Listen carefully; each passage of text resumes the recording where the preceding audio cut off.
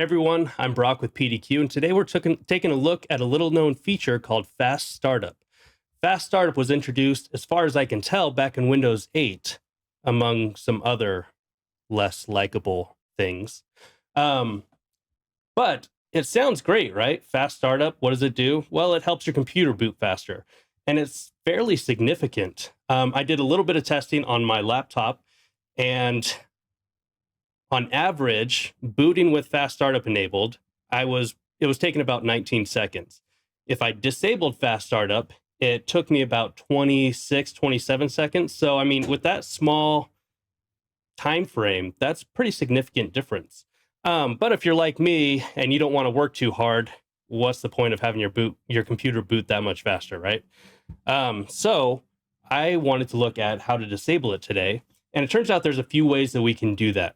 The first way is by using the control panel. So we can go over to our control panel. This is one of the few settings that have yet to be transferred over to the Windows 10, Windows 11 style settings page. So we'll go into our trusty control panel here. We'll open up System and Security. And this is what we're looking for right here. Change what the power buttons do. If we click on that, you'll see that we have the option right here, turn on Fast Startup. It's on by default, but if we want to turn it off, we can't because it's grayed out. So what we have to do is we have to come up here, click this, change settings that are currently unavailable. Okay, you might get a UAC prompt to do that, and then we can finally disable Fast Startup. You can save those changes and you're good to go. Now, why would we want to do that? Well, Fast Startup, what it does is kind of like a hybrid hibernation state. So when your computer shuts down using the shutdown option, it's actually saving your system kernel information to your hiberfill.sys file, which most of the time, probably 95%, even 99% of the time, that's not going to cause an issue.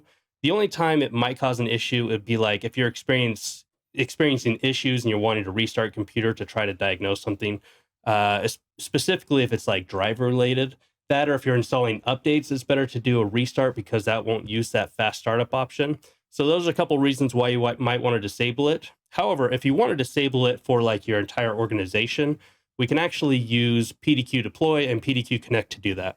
So let's take a look. Let's start with PDQ Connect. We'll go up here.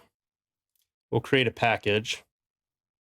In the Packages tab here, go to Create a Package. We'll name this Disable Fast Startup. And then what we're going to want to do is add a script step. And we've already got PowerShell selected here. And I've got our command that we're going to use. So go ahead and pause it on the screen if you want to copy down this command, or we can probably add it to the description down below. We're going to add it to our package, kind of review the rest of the settings, and then we'll go ahead and give that a save.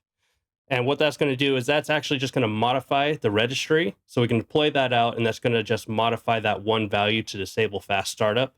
And then we can do the same thing in PDQ Deploy as well. If we go over to Deploy, we can click the New Package button. And then we will also go to New Step, and we'll do a PowerShell step here. Copy that same command in here. And again, like I said, all we're doing is we're setting the item path of this one registry value. That's that HiberbootEnabled value right there. Okay. With that command in there, we can go ahead and save that package, and that package is now ready to deploy. You can deploy it out to your computers and all of a sudden disable that Fast Startup for all of your computers. Like I said, most of the time you'll probably want to keep Fast Startup enabled. There's not really a reason to disable it, I guess, for your whole organization, unless if you're using like really fast solid state drives, then it's probably not going to significantly change your boot times.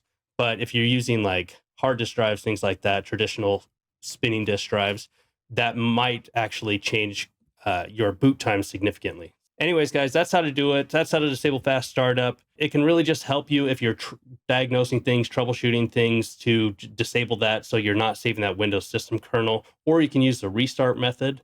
Or one other tip is you can hold Shift and hit shutdown, and that will shut down your computer without using Fast Startup. So anyways, make sure to like and subscribe. If you've got any questions for us, hit us down in the chat below.